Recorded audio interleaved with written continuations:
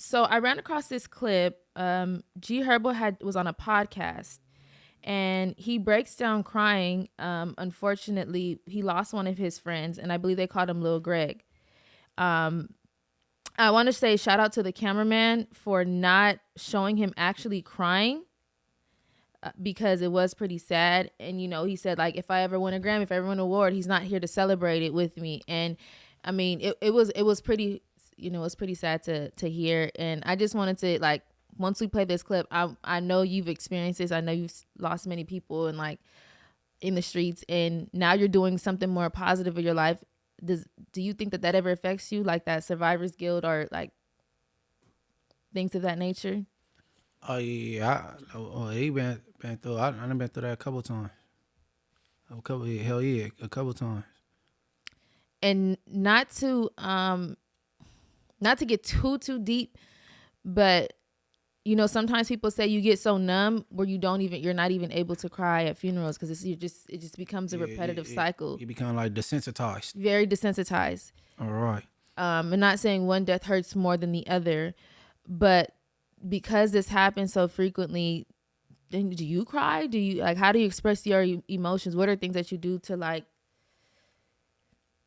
A lot of times I don't be having time to grieve, cause you know what I'm saying. It's more anger.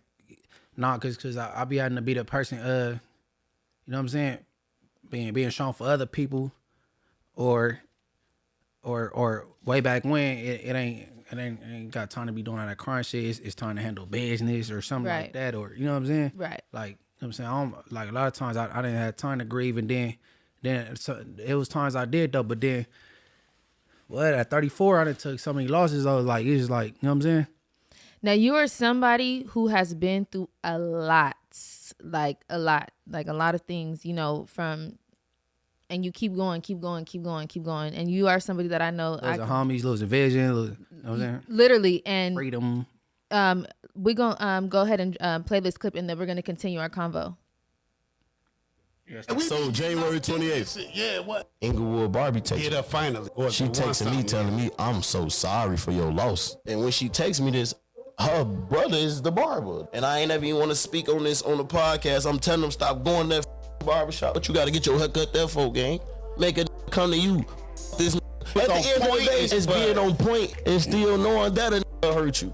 I'm him and you is me. But he just not listening to me. And I know I'm not responsible, but I'ma still feel like it's my fault because I can't live life. If I get a Grammy, an Oscar, I must think about my little brother, gang. I ain't gonna lie to you, you know what I'm saying? My life can't be complete without him. I ain't gonna lie to you. It don't feel complete. It's never gonna feel complete without him. That's the truth. I ain't gonna never be able to feel complete without him, man. I ain't gonna lie to you. That just don't make sense to me. It don't add up. So you heard when he said, I know it ain't my fault? Mm-hmm. He felt it's his fault. Yeah. He felt it's his fault. He even dropped this song. It goes so crazy. He talks about what's the name of it? Oh my god. We'll pick it up later. Yeah, it's at the top of my head. I could say the lyrics. I just can't think of the song. I'm gonna say it before this. We end up talking about it. But hearing him cry and saying, you know, he pre-warned his brother not to go to that barbershop. You know, I'm him. We the same. Like, just having that friend, like, and then losing them, like, and hearing him crying. Like, a lot of men are afraid to cry or show like emotion, but it felt like at that moment he couldn't even hold it in. That's how hurt he sounded. Like, yeah, that's survivor's guilt for real.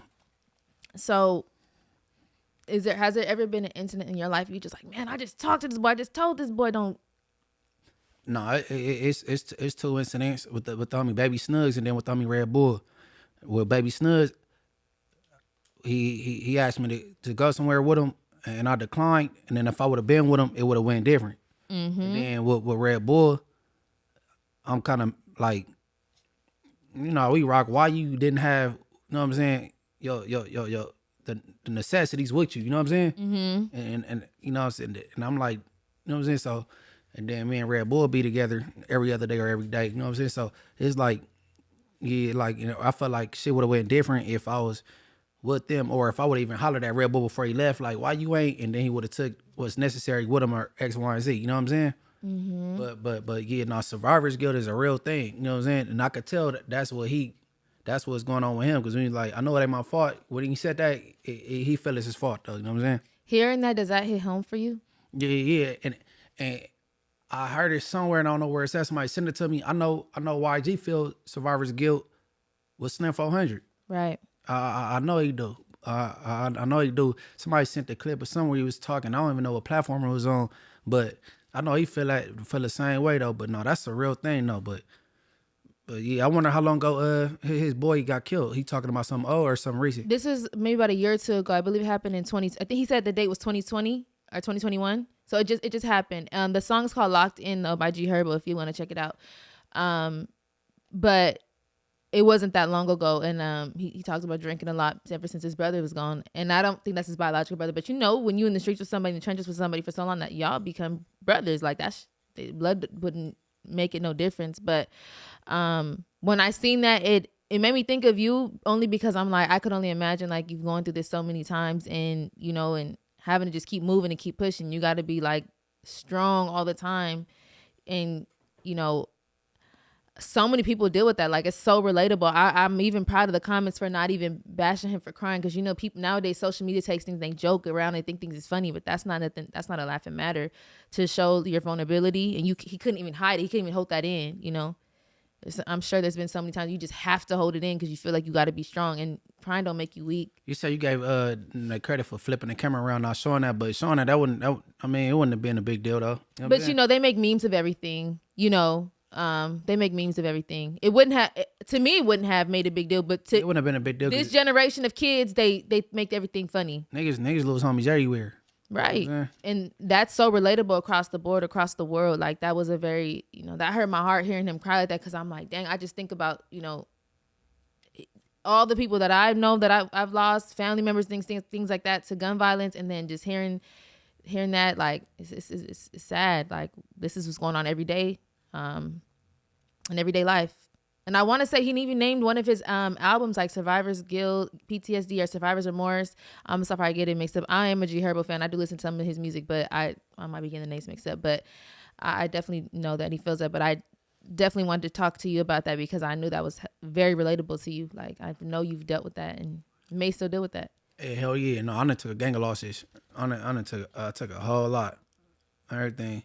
That, and it kind of like you said, desensitized me and shit, because you be bringing up stuff to me, and you be like you bring up something recently, I talk about it, I was like, man, shit, he just, you know what I mean? But but that's a female thing, and you a mother. On top of that, I've been through a lot. I'm just, you know what I'm saying? I be looking at a lot of shit like it's like small, like get over it. You know what I'm saying? So I think, I will say sometimes you make me stronger situations, like, and I appreciate that, but sometimes I got to make you a little softer in some situations. It's like we really brother and sister, because we really go agree to disagree, but at the same time we on the same page. And it's a lot of things like, I want what's best for you, and I know you want what's best for me. And things like this. The fact that I just said I thought about you when I seen that clip was like, dang.